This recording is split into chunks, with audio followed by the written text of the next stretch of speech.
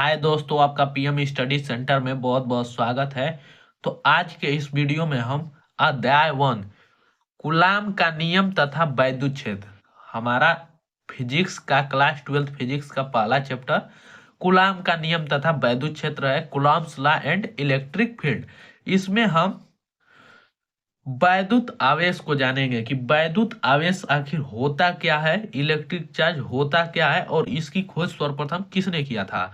तो वैद्युत आवेश आवेश की खोज एक प्रसिद्ध यूनानी दार्शनिक थेल्स ने किया। किसने किया? एक यूनानी दार्शनिक थे वो। ये क्या था नाम उनका? थेल्स। जब किन्हीं दो पदार्थों को, देखिए आवेश किसे कहते हैं, कि जब किन्हीं दो आवेशों को आपस में रगड़ा जाता है तो वे हल्के कणों को आकर्षित करने लगते हैं। यह गुण पदार्थ में रगड़ने अथवा घर्षण के कारण उत्पन्न होता है, और जिस गुण के कारण यह पदार्थ आकर्षित होते हैं, आकर्षित करता है, उसे विद्युतमय कहते हैं, और जिस कारण से पदार्थ में यह गुण उत्पन्न होता है उसे आवेश कहते हैं। तो ये था हमारा कि वैद्युत आवेश किसे कहते हैं। तो जब किन्हीं दो आवेशों को आपस में रगड़ा जाता है तो वे हल्के कणों को आकर्षित करने लगते हैं, और यह गुण पदार्थ के रगड़ने अथवा घर्षण के कारण उत्पन्न होता है, और जिस गुण के कारण पदार्थ आकर्षित करता है उसे हम वैद्युतमय कहते हैं, कि यह पदार्थ हमारा वैद्युतमय हो गया है, और जिस कारण पदार्थ में यह गुण उत्पन्न होता है उसे हम वैद्युत आवेश कहते हैं। वैद्युत आवेश भी हमारे दो प्रकार के होते हैं, एक धन आवेश होता है जबकि दूसरा हमारा ऋण आवेश होता है। तो वैद्युत आवेश की खोज सबसे पहले सर्वप्रथम थेल्स ने किया था, आज से लगभग 2500 वर्ष पहले। आज से कितना वर्ष पहले? आज से लगभग 2500, 2500 वर्ष पहले। आज से लगभग 250 वर्ष पहले हमारे थेल्स जो वैज्ञानिक थे, प्रसिद्ध यूनानी दार्शनिक थेल्स ने इसका खोज किया था। किसने किया था? थेल्स। थेल्स ने इसका खोज किया था कि वैद्युत आवेश भी होता है, और इन्होंने सबसे पहले वैद्युत आवेश की खोज किस प्रकार किया था? इन्होंने जब अंबर नामक पदार्थ को ऊन से रगड़ा तो वे हल्की वस्तुओं को आकर्षित करने लगा, जिससे थेल्स ने इन्हें आवेश का नाम दिया। किसका नाम दिया? आवेश।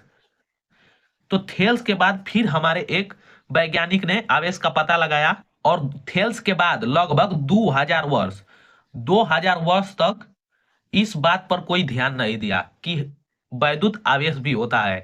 इस बात जो थेल्स बताए थे कि अंबर नामक पदार्थ है, जब उसको ऊन से रगड़ेंगे तो वो हल्के वस्तुओं जैसे कागज के टुकड़े और तिनके आदि को आकर्षित करने लगता है। तो इन बातों पर 2000 वर्ष तक कोई महत्व नहीं दिया गया, इनके बातों को, इस पर कोई चर्चा नहीं किया गया।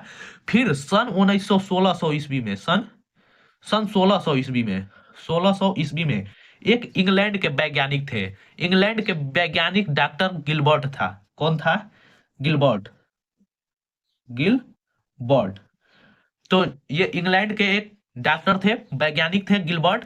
और इन्होंने पता लगाया कि अंबर की भांति अनेक पदार्थ हैं जो कि एक दूसरे को आकर्षित करते हैं, जैसे कांच हो गया, कांच की छड़, अबनूस, गंधक, लाख इत्यादि सभी को आकर्षित करते हैं। और इन्होंने 1600 ईस्वी में ही बताया था कि गिलबर्ट, डॉक्टर गिलबर्ट थे, ये एक वैज्ञानिक थे, इंग्लैंड के थे। इन्होंने बताया कि आवेश होता है, और दो वस्तुओं को जब आपस में रगड़ते हैं या घर्षण करते हैं तो उनके कारण उसमें यह गुण आ जाता है, जिसे यह कहते हैं कि यह पदार्थ वैद्युतमय हो गया है, आवेशित हो गया है। आपने भी अपने दैनिक जीवन में इसे जरूर ही देखा होगा। चलिए मैं एक प्रैक्टिकल कर आपको दिखाता हूं। देखिए यहाँ पर मैंने छोटे छोटे यहाँ पर कागज के टुकड़े ले लिए, कागज के टुकड़े। और जब इस कलम को अपने बालों में रगड़ेंगे तो इसमें घर्षण होगा, और घर्षण के कारण यह कलम वैद्युतमय हो जाता है। किसके कारण? घर्षण के कारण यह वैद्युतमय हो जाता है, जिससे कि यह कागज के छोटे छोटे टुकड़े को अपनी ओर आकर्षित करने लगता है, और इसमें यह गुण आवेश के कारण उत्पन्न हो जाता है। तो जो ये हमारी कलम है, वो देखिए बालों में जब इसको रगड़ेंगे तो ये हल्के हल्के कणों को, कागज के टुकड़े को आपस आकर्षित करती है, और जिससे कि यह वैद्युतमय हो जाता है।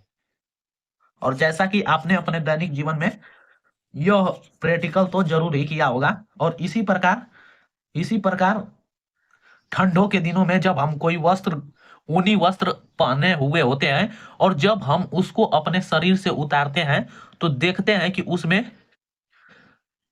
चट चट की आवाज आती है।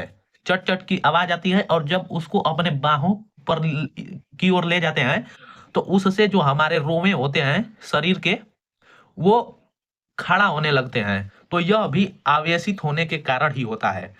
तो आज के वीडियो में हम जाने हैं कि वैद्युत आवेश क्या होता है। आज के वीडियो में बस इतना ही।